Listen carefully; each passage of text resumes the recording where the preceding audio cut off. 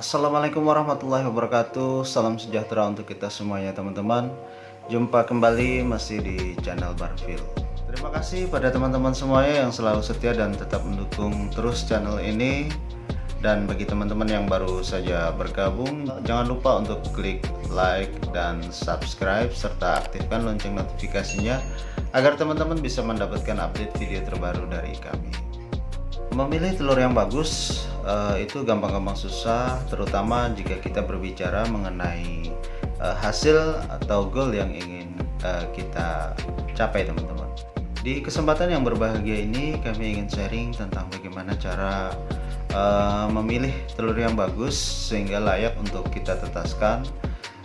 Karena kebetulan kita hampir selalu menetaskan telur-telur ayam kami ini menggunakan mesin tetas teman-teman. Dan kriteria telur yang bagus atau layak ini berdasarkan apa yang biasa kita lakukan ya teman-teman ya.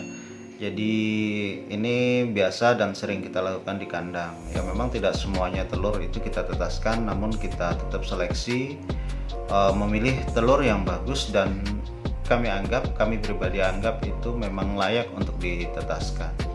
Karena nanti intinya itu kan di poin-poinnya itu kan di hasil akhirnya, atau bisa tidak menetas telur ini kan seperti itu. Untuk mendapatkan telur yang bagus itu tentu saja ada beberapa faktor penunjangnya ya teman-teman. Jadi tidak serta-merta setiap telur yang dihasilkan oleh ayam-ayam kita itu bagus dan semuanya bisa kita tetaskan. Itu untuk kami pribadi tentu saja tetap harus kita seleksi.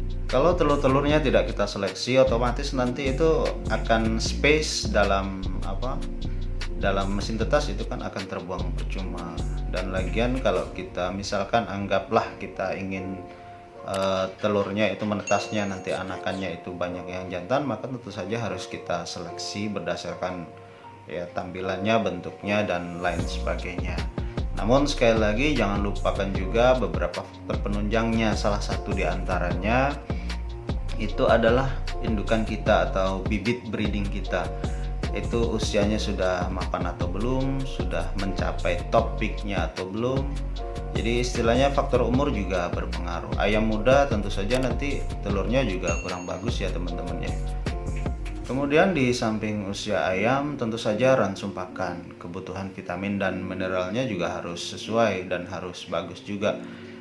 Karena nanti bisa berkontribusi pada telur-telur yang dihasilkan. Kalau ransum pakannya kurang bagus atau dia kekurangan kalsium ataupun kekurangan mineral, tentu saja nanti akan berpengaruh pada telur-telur yang dihasilkan oleh ayam kita teman-teman.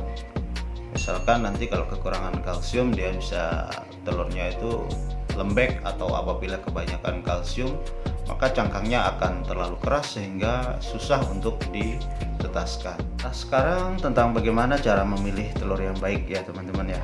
Yang pertama, jadi kalau ayam muda ini misalkan 6 bulanan gitu atau 7 bulanan, tentu saja yang pertama telur pertama tidak kita ambil. Jadi misalkan seperti ini teman-teman. Jadi ayam muda umurnya 6 bulan atau 7 bulan, maka trip pertama, jadi tidak hanya telur 1, 2, 3 tidak, tapi trip pertama itu kita abaikan. Jadi memang tidak kita ambil sama sekali. Terkecuali mungkin ayam muda atau ayam yang baru pertama menelur tapi usianya sudah cukup. Misalnya dia atau betina itu menelur di usia 10 bulan. Nah itu tetap kita ambil telurnya biarpun dia baru pertama kali, karena kami pribadi berpatokan bahwa usianya sudah cukup mapan.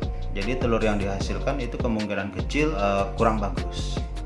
Paling hanya telur ya awal-awal sajalah, tapi berikutnya kalau memang bentuknya bagus, proporsional, tentu saja tetap akan kami tetaskan jika ayam muda namun usianya sudah mapan. Terus kemudian untuk yang berikutnya itu ayam yang mungkin usianya sudah memang mapan. Nah untuk kami pribadi biasanya untuk telur pertama dan kedua yang dihasilkan dari ayam yang memang sudah berulang kali bertelur, meskipun usianya sudah mapan ya, mungkin sudah pernah ganti bulu dan lain sebagainya. Kalau usianya sudah mapan tetap saja, tapi kalau ini telur pertama dan kedua mungkin batasnya sampai ketiga, itu kita cek, kalau bentuknya bagus, proporsional, tentu saja kita tetaskan. Tapi untuk kami pribadi, telur pertama dan kedua itu tidak kami tetaskan, biarpun indukannya itu usianya mapan.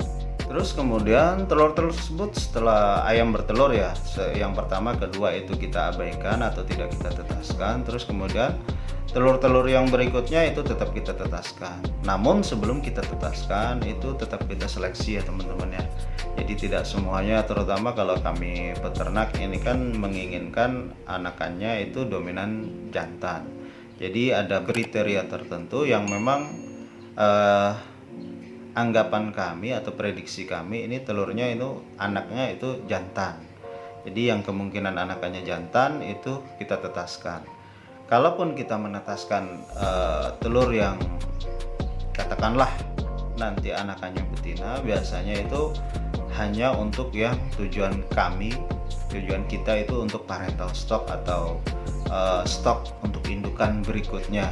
Namun itu pun juga tetap kita seleksi juga nanti pada akhirnya kan anakannya.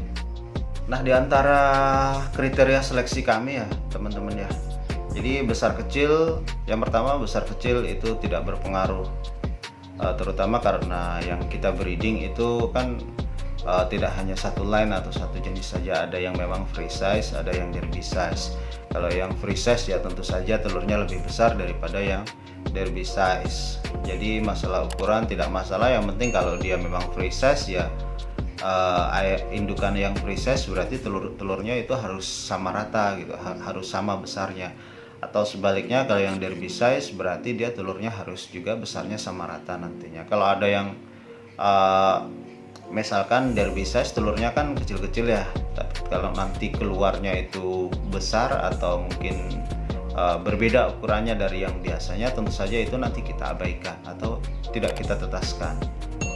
Karena biasanya telur yang besarnya itu di luar daripada umumnya itu biasanya kuningnya itu ada 2, dan kalau sudah kuningnya 2 kemungkinan kecil sekali dia bisa menetas. Kalaupun menetas biasanya ya mati, karena kita sudah pernah mencoba.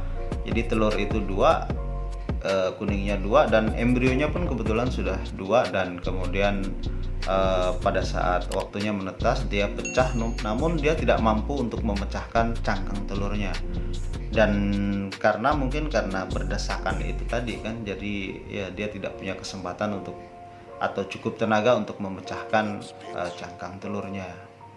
Jadi yang telur yang besar kita tidak ambil atau tidak kita tetaskan, tapi ya kita konsumsi atau sebagai penambahan atau tambahan nutrisi bagi ayam-ayam kita. Biasanya kami seperti itu. Terus berikutnya, jadi kalau telur yang kita seleksi itu biasanya misalkan inilah teman-teman ya.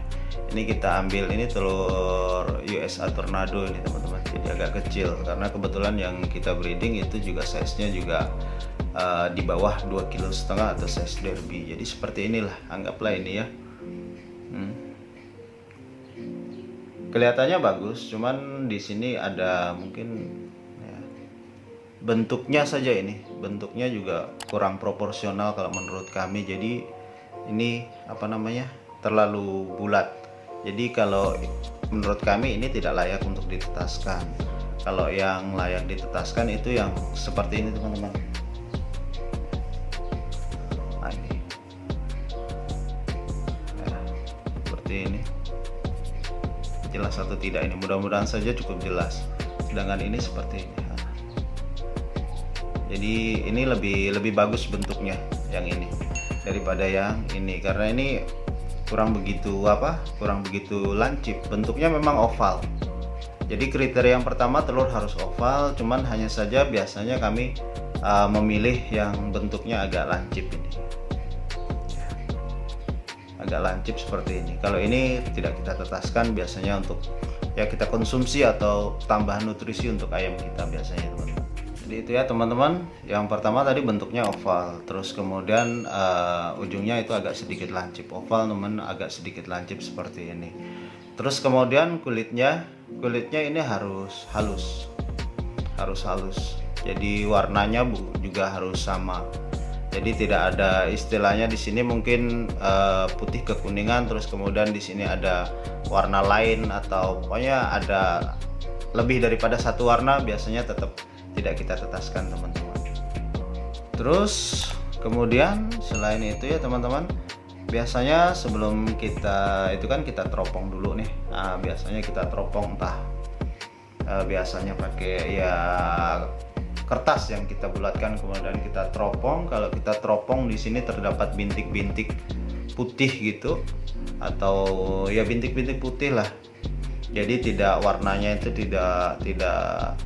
tidak polos gitu. Jadi ada bintik-bintiknya. Kalau bintik-bintiknya tidak terlalu banyak, yaitu istilahnya masih layak lah kita tetaskan. Tapi kalau bintik-bintik putihnya itu banyak gitu, maka menurut kami itu tidak layak kita tetaskan. Jadi kita ya konsumsi sekali lagi, atau kita berikan pada sebagai tambahan nutrisi untuk ayam kita. Terus kemudian berikutnya di bagian ini kan oval ya teman-teman. Maka rongga udara di sini harus ada, rongga udara harus letaknya di sini. Rongga udara letaknya di sini. Kalau dia ada di samping sini, apalagi di ujung sini rongga udaranya, maka itu otomatis tidak akan kami tetaskan teman-teman. Nah, itulah tadi teman-teman kriteria telur yang bagus dan layak untuk kita tetaskan berdasarkan apa yang biasa kita lakukan di tempat kami. Jadi seperti itu. Dan sekali lagi mungkin sebagai tambahan, seperti yang sudah kita sebutkan tadi di awal, bahwasanya untuk telur pertama dan kedua itu biasanya memang tidak pernah kita tetaskan ya, karena kami punya pendapat tersendiri yang membuat kami yakin bahwa telur tersebut memang kurang layak untuk kita tetaskan.